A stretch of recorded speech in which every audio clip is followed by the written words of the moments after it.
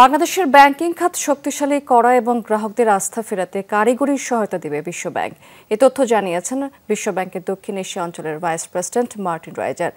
Dining জুড়ে সৌন্দর্যের পাহাড়, Italiano opal glass, timeless elegance.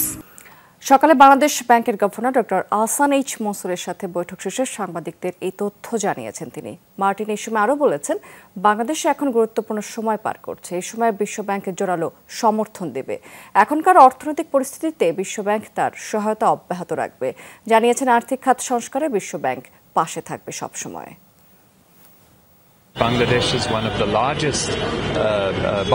Bangladesh বিশ্বব্যাংকের বড় ধরনের উন্নয়ন সহযোগী। দেশটি এখন গুরুত্বপূর্ণ সময় পার করছে।